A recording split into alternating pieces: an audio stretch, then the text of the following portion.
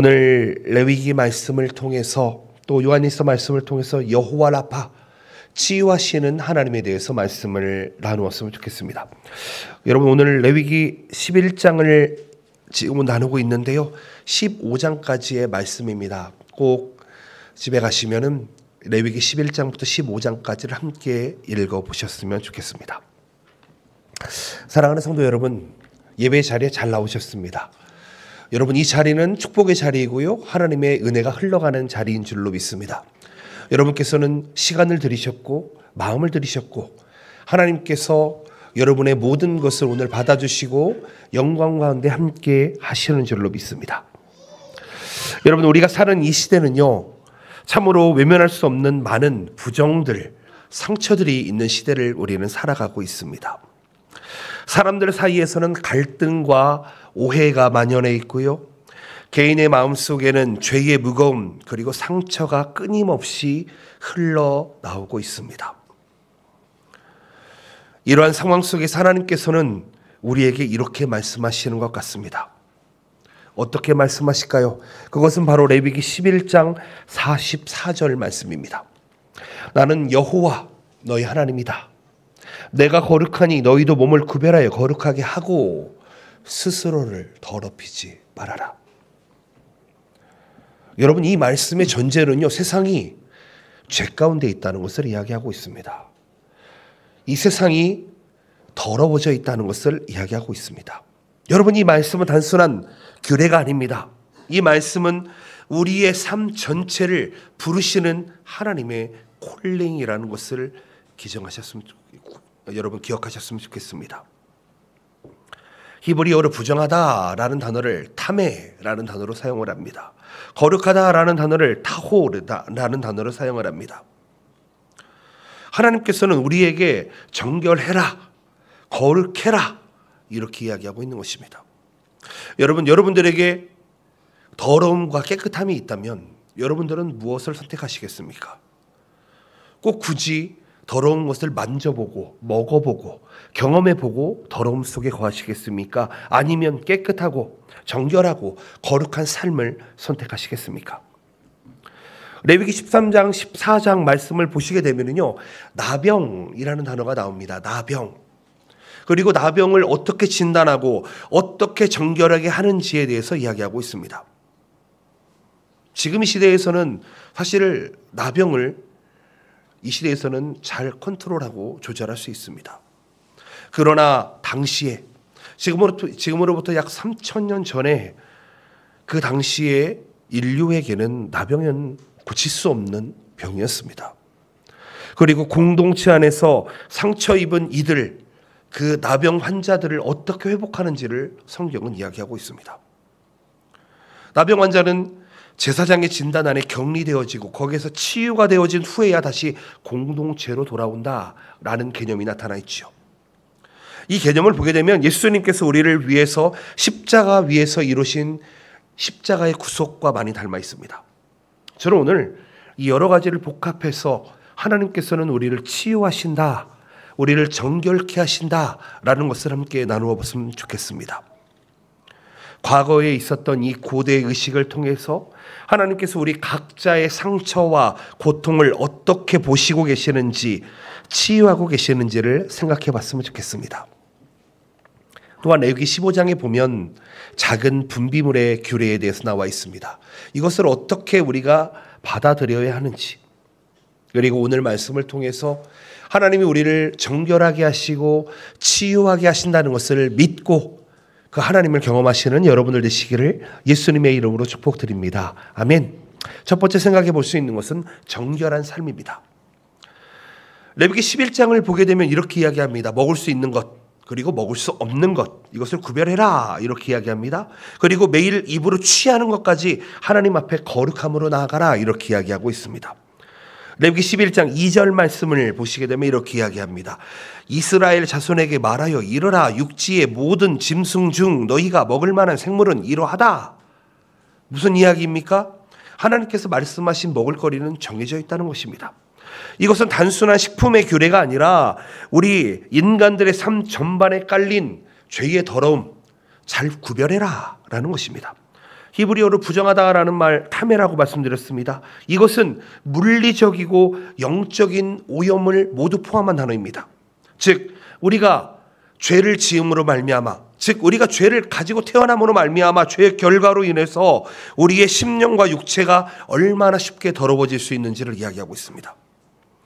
하나님께서는 허락하신 먹을 만한 것, 즉 정결한 상태의 먹을 것, 이것을 이야기하고 있습니다.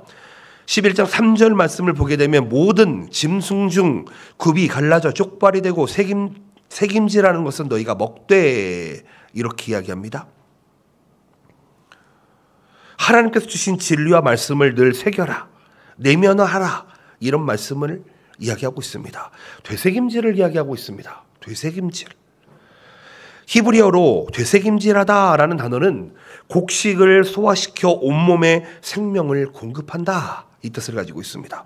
즉 무슨 이야기냐면은 말씀을 듣고 그것을 곱씹음으로써, 되새김질함으로써 비로소 그것이 우리의 영적 양식이 된다는 것을 의미하고 있습니다. 여러분, 이 규례들은 단지 제사장에게만 적용되는 것이 아닙니다. 그 당시에만 적용하는 것도 아닙니다. 오늘날 살아가고 있는 우리들, 여러분, 우리가 살아가는 이 시대에도요, 우리가 선택하는 음식, 듣고 보는 정보, 마음에 담는 생각, 이것은 우리의 영적인 정결성, 영적인 거룩성과 직결되게 됩니다. 예를 들어 볼까요? 불건전한 미디어, 죄된 욕망은요, 먹는 것, 곧 스스로를 부정한 상태로 만들어버립니다. 반대로 하나님을 찬양하고 하나님의 말씀을 묵상하고 기도하고 형제 자매와 하나님의 말씀으로 교제를 통해서 우리는 정결한 양식, 하나님의 말씀을 먹을 수가 있습니다. 매일의 삶 속에서 우리는 거룩의 상태로 나아갈 수 있다는 것입니다. 여러분, 인생을 저는 그렇게 많이 살지 않았습니다. 아마 여기에 저보다 훨씬 오래 산 선배님들이 많이 계시는 것 같습니다. 그런데 제가 인생을 그래요, 45년 정도 살아봤는데 인생을 살면 살수록 나의 생각과 나의 패턴은 좁아진다라는 것을 깨닫게 됩니다. 모든 것을 다 하며 사는 것이 아니라 내가 하나님의 것을 선택하는지 아니면 하나님의 것이 아닌 부정을 선택하는지.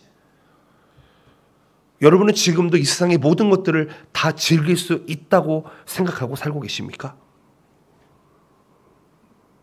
여러분, 무엇보다 하나님의 말씀, 오늘 레위기 11장에서 주어지는 하나님의 규례의 중심에는 하나님과 친밀한 교제가 있습니다. 하나님은 하나님보다 우선시하는 것을 우상이라고 이야기하고 있습니다.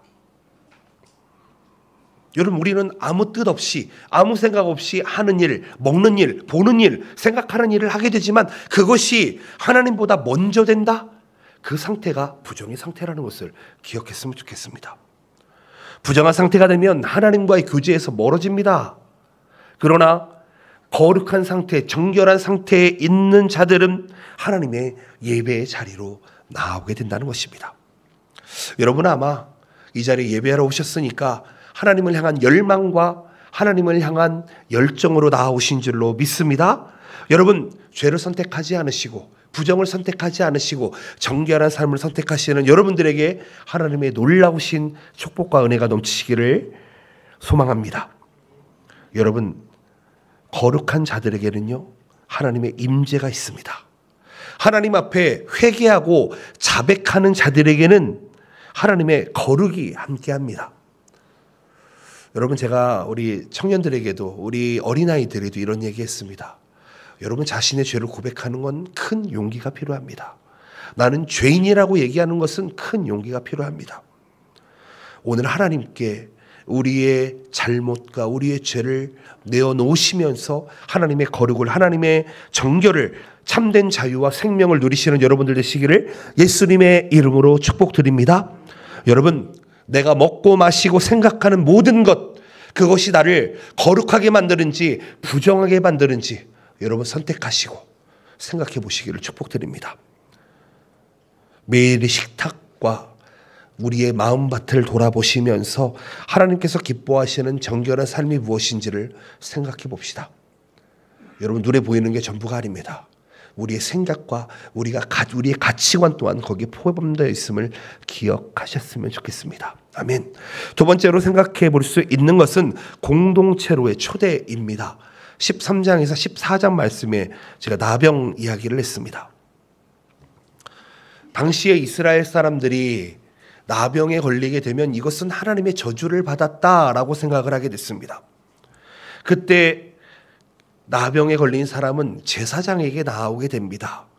제사장은 그 환부를 살펴보게 되고 너는 깨끗하다, 너는 부정하다라는 것을 판단하게 됩니다. 여러분, 이것은 단순한 의료적인 행위가 아니었습니다. 당시에 영적인 사회적 경계를 설정하는 신성한 역할을 했다는 것이죠. 여러분, 부정 판결을 받게 되면 그는 머리를 풀고 수염을 가리면서 입을 가리고 나가서 나는 부정하다, 나는 부정하다, 나는 부정하다 라고 고백하면서 격리되어집니다. 이 모습을 보게 되면 이렇게 생각이 됩니다. 공동체 안에 죄가 들어왔을 때 그 죄가 공동체를 오염시키지 않도록 죄와 고통이 공동체 전체로 확산되는 것을 막기 위해서 하나님께서는 죄를 공동체로부터 격리했습니다. 치유되지 않은 상처가 남에게 전염되지 않도록 보호하는 사랑의 경계였다는 것이죠. 나병 환자의 격리라고 하는 것은 고립이 아니었습니다. 회복의 준비 기간이었습니다. 고립된 동안 환자는 스스로 자신의 상태를 돌아보게 됩니다. 하나님 앞에서 치유를 구할 수 있는 시간과 공간을 부여받습니다. 여러분, 히브리어로 격리하다라는 뜻은요, 단호히 경계를 지어서 분리한다 라는 뜻을 가지고 있습니다. 근데 그 안에는 회복이라는 깊이가 들어있다는 것입니다. 고립 속에서도, 격리 속에서도, 고통 속에서도 하나님은 멀리 계시지 않으며 그와 함께 있었습니다. 그 나병 환자의 기도와 회개에 응답하실 준비를 하고 계신다는 것입니다. 14장은 이러한 환자가 치유된 후에 공동체로 어떻게 돌아오게 되는지 그 정결 예식에 대해서 이야기하고 있습니다. 14장은 양 한 마리와 살아있는 양 한 마리 그리고 암양 한 마리를 번제와 속죄제로 드리게 되고요. 붉은 실 그리고 히스기스가르 정결의 표식을 만들어서 기름을 부어서 희생제물을 하나님께 태워서 드리게 됩니다. 속죄, 이 속죄의 제물을 통해서 환자의 몸과 공동체의 정결을 깨끗하게 하고 하나님과의 관계를 회복시킵니다. 이 의식을 통해서 나병이 낫게 되고 또 죄에 물들었던 우리의 몸과 우리의 마음이 정결해지고 다시 하나님 앞에, 예배 앞에, 성소 앞에, 성전 앞에 나는 정결하다, 나는 정결하다, 나는 정결하다라는 선포를 받으면서 공동체로 돌아오게 된다는 것입니다. 여러분, 구약에 있었던 이 병의 회복의 역사, 즉 병이 걸리게 되고 고립되게 되고 격리되게 되고 그곳에 다시 회복을 얻게 되고 다시 정결의 식을 통해서 예배로 돌아오게 되는 이 모든 의식이 신약의 예수 그리스도의 사역과 연결되어져 있습니다. 그래서 구약은 예수 그리스도의 그림자다, 신약은 예수 그리스도의 실체다라고 이야기합니다. 지금 무슨 말씀입니까? 예수님께서 이 땅에 친히 오셔서 죄인과 병든 자를 외면하지 않으시고 친히 만나 주셨습니다. 십자가의 보혈로 우리의 영적인 나병 또한 치유해 주셨다는 것입니다. 마태복음 11장 28절 말씀, 수고하고 무거운 짐진 자들아 다 내게로 오라, 내가 너희를 쉬게 하리라. 여러분, 이 말씀은요, 나병 환자를 정결 예식으로 맞아들이는 제사장의 마음과 다르지가 않습니다. 즉 교회 공동체, 즉 우리 동경복음교회는 여러분 많은 병든 자들이 돌아올 수 있는 회복의 공동체가 되어야 한다는 것입니다. 상처 입은 자들이 올 수 있는 공동체가 되어야 한다는 것입니다. 예수 그리스도의 사랑으로 주변에 있는 많은 이웃들을 품을 수 있어야 한다는 것입니다. 치유의 통로가 되어야 합니다. 오해하는 것이 있습니다. 교회는 깨끗한 곳이다. 교회는 정결한 곳이다. 교회는 거룩한 곳이다. 틀린 말은 아니지요.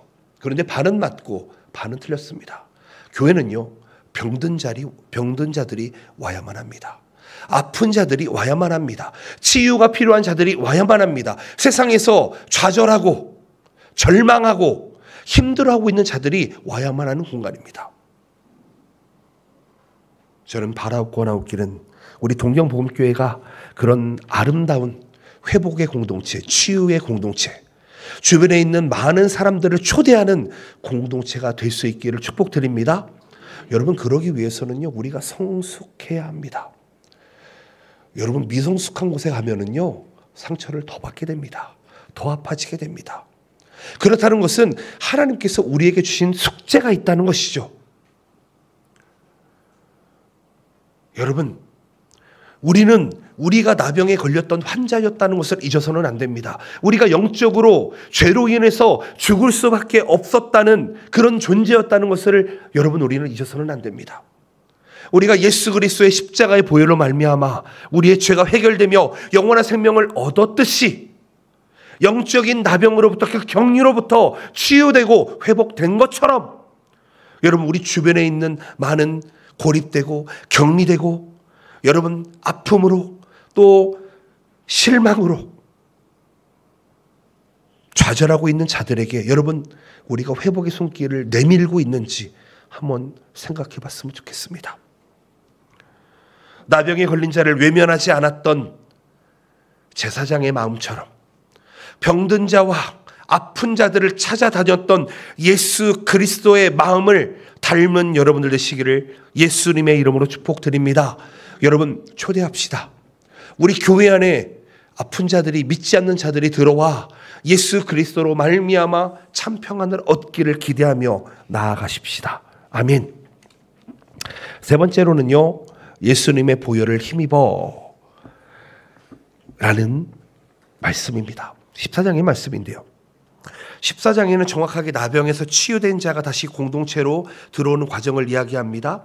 14장 2절 말씀 이렇게 이야기하고 있습니다. 나병 환자가 정결하게 되는 날의 규례는 이러하다. 곧 그 사람을 제사장에게 데려가라. 즉, 제사장은 무엇입니까? 성소의 문 앞에서 환자를 다시 한번 확인하게 됩니다. 그리고 정결함을 선포합니다. 이것은 단순한 방식, 행동이 아닙니다. 의례가 아닙니다. 하나님께서 정결함을 회복하신 자를 공적으로 인정하는 것입니다. 그것을 통해서 거룩한 백성이 완성되어 간다라는 것이죠. 여러분, 정결 예식에는 2마리의 살아있는 새, 그리고 향목, 그리고 히스기스 가지, 붉은 실, 그리고 올리브 오일이 사용이 됩니다. 히브리어로 희생제물, 일본말로 이케니에 이렇게 이야기하는 것, 이것은요, 부정의 결과를 제거하는 대속의 상징을 의미합니다. 속죄는 무엇이냐면은 제물의 피가 환자의 몸을 덮어서 깨끗하게 한다라는 것을 의미합니다. 즉, 향목과 히스기스 가루와 정결의식을 시각적으로 표현하면서 또 기름 부음을 통해서 하나님의 임재를, 성령 하나님의 임재를 이야기하고 있습니다. 여러분, 이 구약의 모든 제사 예식들은 신약의 예배로 연결되어집니다. 그리고 신약에서 예수 그리스도의 속죄 사역과 반드시 연결되게 됩니다. 요한복음에 보면은 예수님은 죄가 없으신 분이다 이렇게 이야기하고 있습니다. 그리고 그 예수님의 보혈이 우리의 모든 더러움을 씻어 주셨다 이야기하고 있습니다.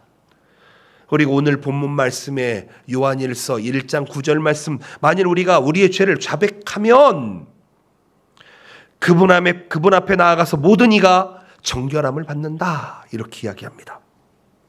여러분, 구약 정결의식에 사용되었던 향목과 히스기스 가루와 또 이 붉은 실, 십자가의 나무와 제단, 그리고 보혈을 상징하는 미리 보여주는 그림자라는 것입니다.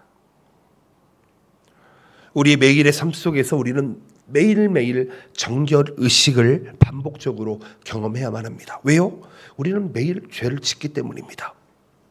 죄의 흔적이 마음에 남을 때마다 예수님의 이름으로 기도하면서 주님, 나를 정결하게 해 주시옵소서.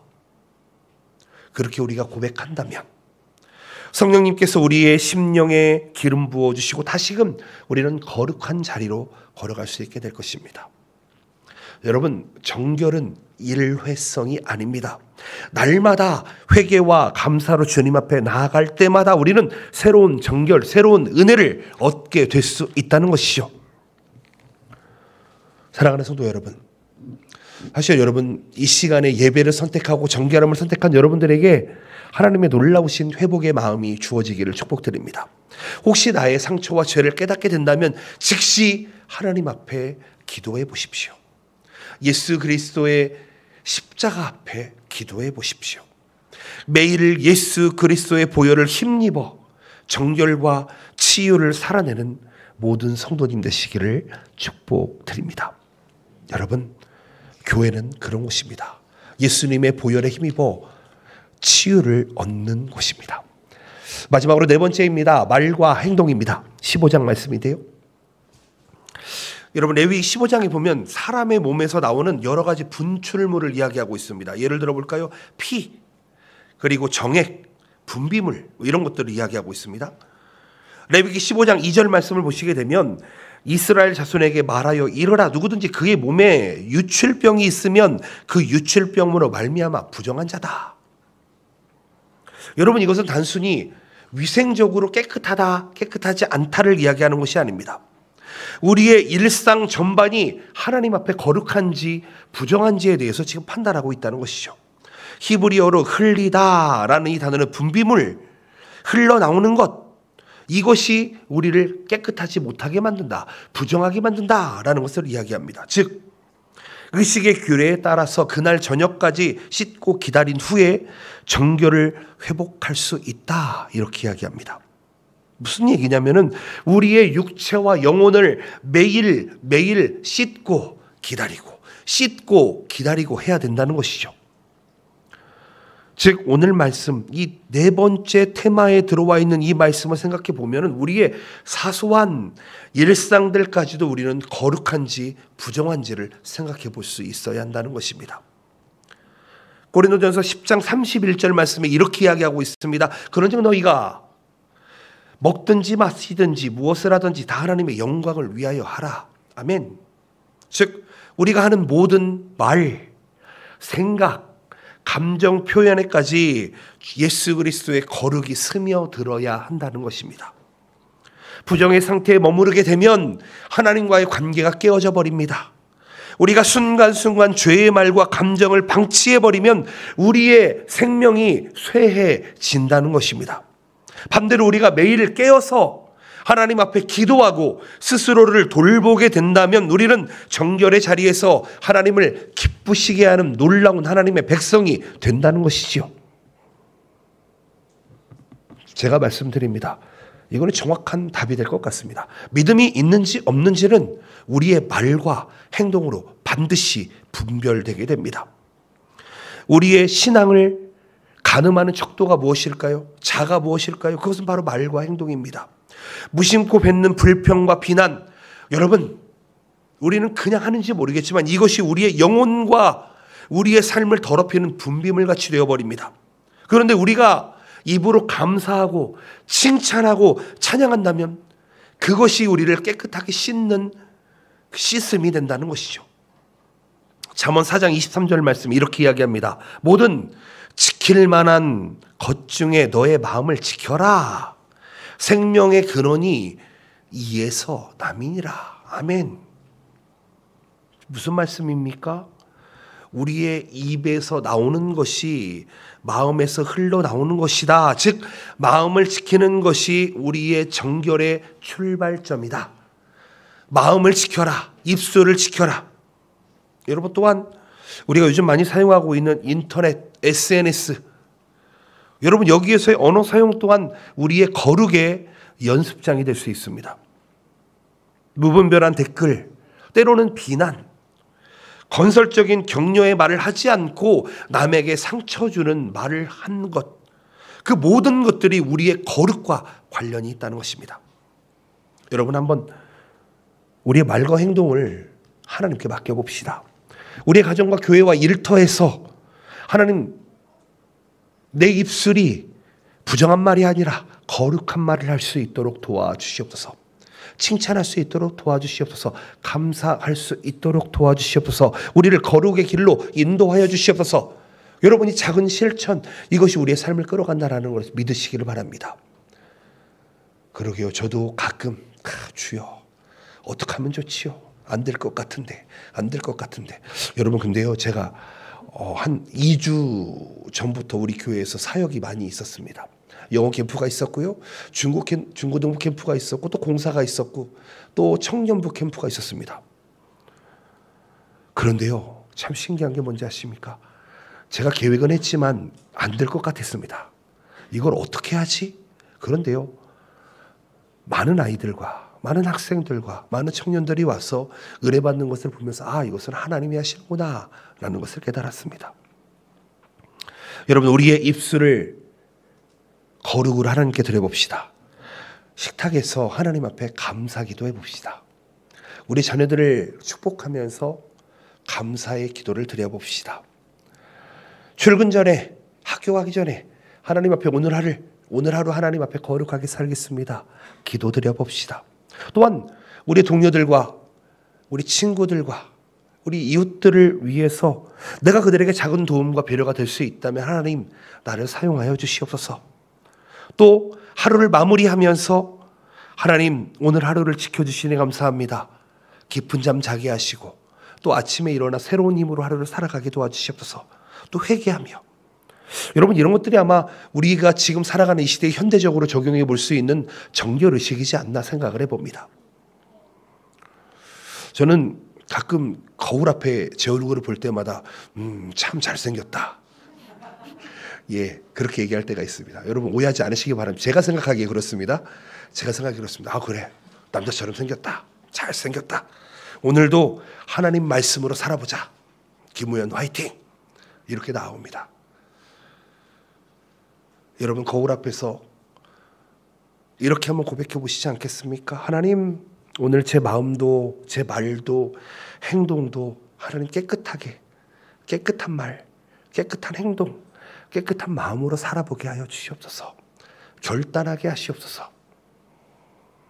여러분, 이것이 우리의 영적인 싸움인 것을 기억하셨으면 좋겠습니다. 나의 입술이 영적인 싸움의 결과입니다. 그런데요, 여러분, 믿음으로 선포해 봅시다. 결과가 아니라 영적인 싸움을 할 때 믿음으로 정결의 말을 선포할 때마다 우리의 삶은 그렇게 되는 줄로 믿습니다. 아멘이십니까? 왜요? 우리의 말에는 능력이 있기 때문입니다. 태초에 하나님이 천지를 창조하셨습니다. 그리고 하나님은 말씀으로 세상을 창조하셨습니다. 여러분, 우리 크리스천의 말에는요, 능력이 있습니다. 그러니까 저주하지 마시고요, 축복의 말을 나누어 보시기를 예수님의 이름으로 축복드립니다. 여러분, 이렇게 한번 생각해 봅시다. 오늘 하루 동안 내 입술과 행동 중에서 혹시 하나님께서 원하시지 않는 부정한 것들이 있었다면 하나님 회개합니다. 내일은 거룩으로 살게 도와주시옵소서. 여러분, 이런 결단해 보시기를 예수님의 이름으로 축복드립니다. 말씀을 맺었으면 좋겠습니다. 하나님께서는 우리가 정결과 치유를 경험하기를 원하십니다. 왜냐하면 그 경험을 통해서 하나님을 만날 수 있기 때문입니다. 우리를 정결케 하시고 우리를 깨끗게 하시고 우리를 치유하실 수 있는 분은 오직 우리 아버지 되시는 하나님밖에 없기 때문입니다. 여러분, 우리가 먹는 것, 취하는 것, 이것이 우리의 영적 상태와 연결된다는 것을 기억하셨으면 좋겠습니다. 나병 환자와 같은 사람들이 격리와 정결의식을 통해서 공동체로 치유되고 돌아올 수 있는 것처럼 우리 주변에 있는 많은 이웃들 교회로 초대하며 여러분, 그들에게 하나님의 놀라운 거룩과 예수 그리스도의 보혈이 함께할 수 있도록 기도하며 나갑시다. 여러분, 죄를 해결받는 것, 구원받는다는 것이 무엇인지 아십니까? 우리는 죄인입니다. 그런데요, 이 죄인의 상태에서 예수님의 보혈이 우리를 덮인 상태, 이 상태가 의인이라는 것입니다. 그런데 아직은 죄인인 우리가 남아 있습니다. 하나님 편에서 의인인 것이 우리가 이 땅에 살아갈 때에는 아직도 죄를 가지고 살아가게 됩니다. 그래서 우리는 매일 정결 예식을 통해서 깨끗하게 살아갈 수 있도록 하나님과 교제할 수 있어야 됩니다. 여러분, 덮임받은 상태, 하나님의 피로, 예수 그리스도의 피로, 하나님의 은혜로 덮임받은 상태, 그 상태가 은혜임을 기억하셨으면 좋겠습니다. 마지막으로 4가지 결단합시다. 나는 오늘 무엇을 먹고 마실 것인가? 여러분 고민해 보시기 바랍니다. 거룩한 것, 부정한 것 꼭 골라보시기 바랍니다. 아까 잠언 4장 23절 말씀 이렇게 말씀합니다. 모든 지킬 만한 것 중에 네 마음을 지켜라. 생명의 근원이 거기에서 난다. 여러분들의 마음을 지키시면서 거룩을 선택하시기를 바랍니다. 두 번째로 상처 입은 형제, 상처 입은 자매를 외면하지 않으시기를 바랍니다. 여러분 돌봐주시고 기도의 공동체의 치유의 통로로 여러분들이 사용되어 지시기를 축복드립니다. 세 번째로 죄를 자백하면은 예수님의 보혈 앞에 나아갈 수 있습니다. 이 말씀을 붙드시기를 바랍니다. 정결함을 누리며 살아갑시다. 마지막으로 일상의 모든 순간을 예배를 드리겠다는 결단하시기 바랍니다. 제가 계속 말씀드리지요. 교회에 와서 드리는 1시간이 예배가 아닙니다. 여러분들이 살고 있는 모든 순간, 특별히 일하는 순간, 섬기는 순간 그 자리가 예배의 자리라는 것을 기억하셨으면 좋겠습니다.